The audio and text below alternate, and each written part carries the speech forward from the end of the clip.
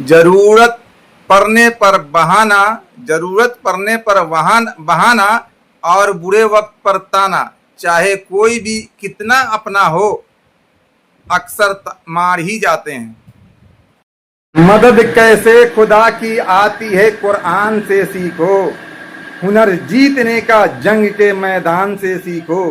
मदद कैसे खुदा की आती है कुरान से सीखो, हुनर जीतने का जंग के मैदान से सीखो।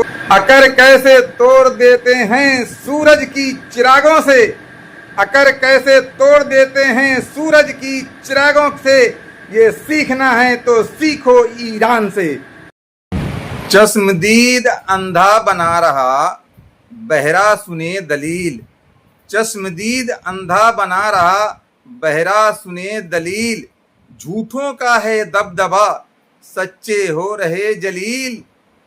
जिंदगी, हाँ जिंदगी उस आजान से शुरू होती है जिसकी कोई नमाज नहीं होती, और जिंदगी उस नमाज पर खत्म होती है जिसकी कोई आजान नहीं होती।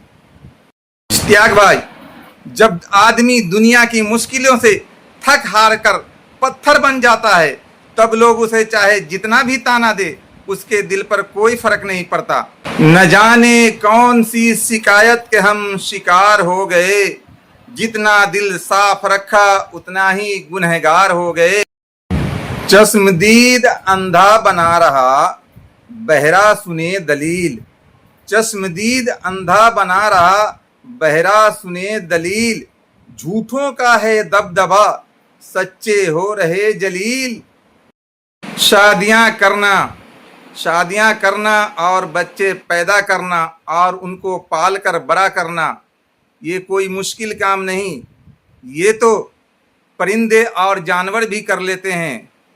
असल काम तो ये है कि अपने बच्चों को दीनी तरबियत देना है ताकि अपने जाने के बाद नस्लें ईमानदार और दीनदार छोड़ जाएं। लोग कहते हैं पीछे मुड़कर नहीं देखना चाहिए, मैं कहता हूँ वो गलत कहते हैं। पीछे बार बार देखना चाहिए ताकि अपनी औकात याद रहे कि कहाँ से चले थे और कहाँ पहुँच गए। जमा की गई दौलत कभी साथ नहीं जाती, लेकिन अगर दौलत कमाने के लिए गुनाह किए हैं तो वो जरूर आपके साथ जाएगा। दरे काबा के सामने मांगूंगा ये दुआ, दरे काबा के सामने इंशाअल्लाह मांगूंगा ये दुआ, हस्र तक रहे हाथ में दामने मुस्तफ़ा। अगर खूबसूरती सफ़ेद रंग में होता, अगर खूबसूरती सफ़ेद रंग में होता तो कफन को देखकर डर न लगता, और अगर बदसूरती काले रंग में होती तो खाने काबा को देखकर दिल को सुकून न मिलता। लोहा नर्म होता है तो औजार बनता है, और सोना नर्म होता है तो जेवरात बनता है, और मिट्टी नर्म होती है तो खेती बनती है, और आटा नर्म होता है तो रोटी बनती है, और जब आदमी का दिल नर्म होता है तो वो इंसान बनता है। जब से लोगों ने बड़े बुजुर्गों की अहमियत कम कर दी है, कदर करना कम कर दिया है, तब से लोगों ने दुआएं कम और दवाएं ज्यादा लेना शुरू कर दिया है। बोलना तो सबको आता है, पर किसी का दिमाग बोलता है, किसी का इखलाक बोलता है, और किसी की जुबान बोलती है।